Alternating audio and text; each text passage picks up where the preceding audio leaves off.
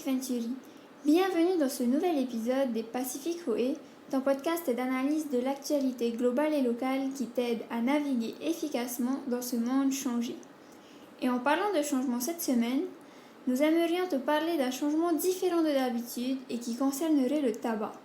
Et oui, après le cannabis et l'alcool, il nous fallait bien un jour aborder le sujet du tabac, qui, figure-toi, semble être à la baisse ces dernières années en termes de consommation. Mais pour en parler plus en détail, nous recevons le docteur Romain Bourdoncle, médecin responsable du Centre de prévention et de soins des addictions de la Direction de la santé. Donc sans plus attendre, je te laisse découvrir cette conversation avec Romain. Bonjour à tous et bienvenue dans ce nouvel épisode du Pacific OE. Aujourd'hui, nous sommes en compagnie de Romain pour parler du tabac. Romain, est-ce que tu peux te présenter s'il te plaît? Bien sûr, Yarana Tatao. Alors, je suis le docteur Romain Bourdoncle et je suis le médecin responsable du Centre de prévention et de soins des addictions à la Direction de la santé. D'accord, alors du coup, on est là pour parler du tabac. Tabac qui autrefois était considéré comme une plante médicinale. Mais aujourd'hui, c'est un fléau de santé publique. Est-ce que tu peux nous expliquer ce changement ou ce passage de plantes médicinales à produits illicites? Et est-ce qu'il existe d'autres produits considérés comme bénéfiques pour la santé mais qui sont potentiellement toxiques? Alors, c'est une large question. En effet, le tabac a été utilisé dans les communautés amérindiennes pendant des siècles et des siècles à des fins médicales. Ensuite, les Européens sont arrivés sur le continent américain et ils ont développé, en tout cas, l'industrie du tabac. Le tabac est devenu industriel, en cigarettes, et on a vu après tous les effets néfastes que ça peut avoir. Ça peut avoir des effets néfastes parce que la substance, la nicotine elle-même est addictive, et puis parce qu'il y a une combustion. On fume de la cigarette, on va avoir du monoxyde de carbone qui va se fixer sur nos globules rouges, on va moins bien respirer et c'est ça qui va altérer les poumons. Donc ce changement il s'est fait par une industrialisation de la matière quelque part, et puis aussi par l'avancée de la science qui nous a permis de voir c'est pas que bon. Il y a plein d'autres exemples, et c'est d'ailleurs je pense la base de la médecine en tout cas occidentale. C'est la légende d'Asclépios, c'est le dieu grec de la médecine. Peut-être tu as déjà vu sur les pharmacies ou chez les médecins le caducée, c'est un petit bâton avec un serpent qui est enroulé. La légende veut que Asclépios, c'est son nom, voit un serpent, tend son bâton pour que le serpent s'enroule sur le bâton et puis après il tape fort contre la terre pour tuer le serpent. C'est toute une image qui montre que le serpent, il a un venin, donc ça peut être dangereux, c'est du poison, mais que bien utilisé, ça peut être un médicament. L'exemple, la fleur de pavot, on peut en tirer de l'opium, on en fait de la morphine, qui est un médicament, et on peut aussi en faire de l'héroïne, qui est une drogue. D'accord. Voilà, donc on a toujours, c'est une question toujours de dosage, c'est une question sociétale, c'est une question d'industrie pharmaceutique qui fait que les produits changent un peu de bord. Du coup, c'est intéressant à savoir, mais pour continuer sur la lancée, concernant le tabac, il s'avère qu'il y a une baisse continue et générale de sa consommation depuis 2016. Cependant, suite à la pandémie et à l'arrivée des cigarettes électroniques jetables et puffs, la tendance semblerait s'inverser. Est-ce qu'on n'aurait pas pu éviter cela en considérant dès le début les puffs comme des cigarettes plutôt que de les considérer comme des produits, disons, inoffensifs à la base? Plusieurs questions dans ta question. En effet, on voit que la consommation de tabac et de produits issus du tabac est en nette diminution. Par exemple, en Polynésie française, les 20 dernières années, on avait une diminution de 12% des importations de produits du tabac. Ça, c'est des chiffres qui nous viennent des douanes et qu'on peut suivre. En revanche, les chiffres qui viennent des cigarettes électroniques, qu'elles soient jetables ou non, ça, on ne sait pas. Donc, on peut se dire qu'en effet, il y a peut-être un transfert et que les gens font plus de cigarettes électroniques, mais on n'a pas de données, en tout cas, fiables sur lesquelles se reposer. Il faut faire le distinguo en plus entre la cigarette électronique classique, celle qui existe depuis assez longtemps, dans laquelle on met des liquides normes AFNOR ou normes CE, qui sont des liquides et des normes de qualité, et qui permettent d'aider parfois les fumeurs à se sevrer au tabac. D'accord. Donc ça peut être vraiment parfois un outil.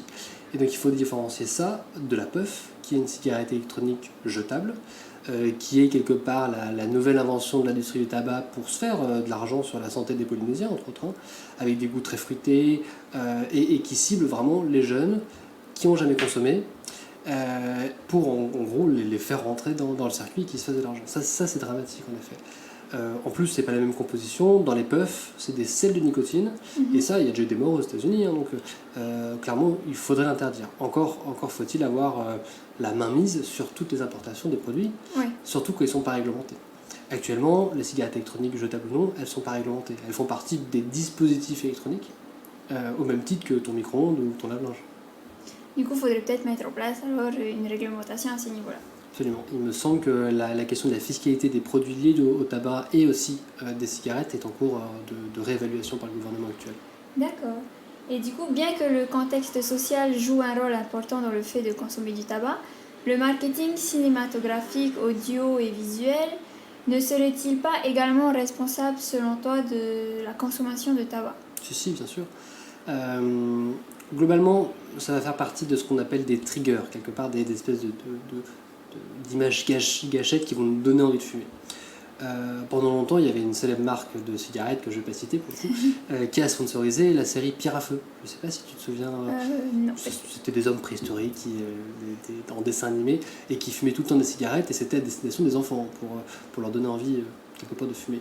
On a ces images d'Épinal aussi de cow-boys qui fument des cigarettes, ou même parfois, ça peut être aussi l'alcool, même en Polynésie, on voit qu'il y a encore des devantures de certains magasins et qui mettent en valeur certaines marques d'alcool. C'est en effet regrettable, et en effet ça pousse à la consommation, parce que ça fait partie du paysage, parce qu'on s'en fait une image, et qu'on a envie, on s'y attache un peu comme un doudou. Du coup, le chemin il est encore long vers... Il est encore long, mais il est en cours. Il est en cours.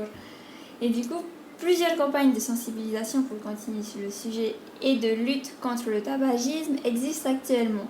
Cependant, ne vaudrait-il pas mieux mettre en place des restrictions plus strictes comme nos voisins de Nouvelle-Zélande qui sont en train de progressivement interdire à la vente le tabac à toutes les personnes qui sont nées après une certaine date? Alors en effet, l'exemple de la Nouvelle-Zélande est souvent mis en avant dans les politiques de lutte contre le tabac. Après, il faut comparer ce qui est comparable. C'est-à-dire que on peut augmenter la fiscalité et le prix des paquets, on peut même mettre un prix très prohibitif. Encore faut-il qu'à côté, on puisse proposer des soins. Oui. C'est-à-dire que quelqu'un qui fume aujourd'hui, je ne sais pas moi, un paquet de bison de 30 grammes sur 3-4 jours, si demain on lui dit que ça va coûter 5 ou 6 000 francs le paquet, ça va faire tout drôle. Et qu'à côté, il n'y a pas d'alternative, c'est dur.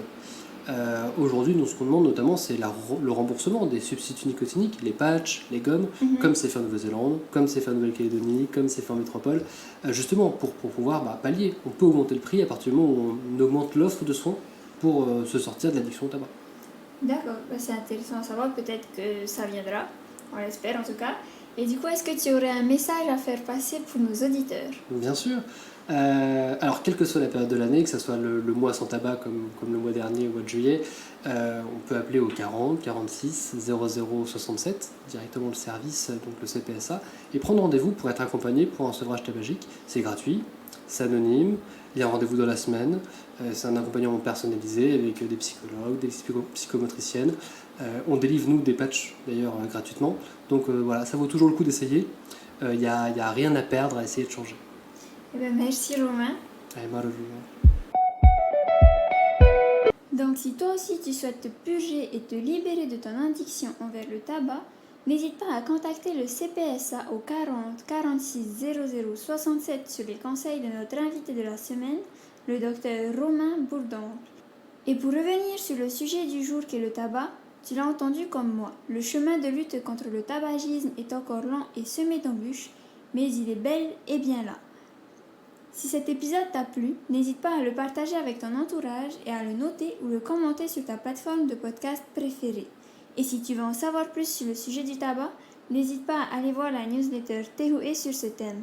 Tu peux la retrouver sur notre site internet pacificventuri.com et tu peux également t'y inscrire pour ne jamais manquer un numéro.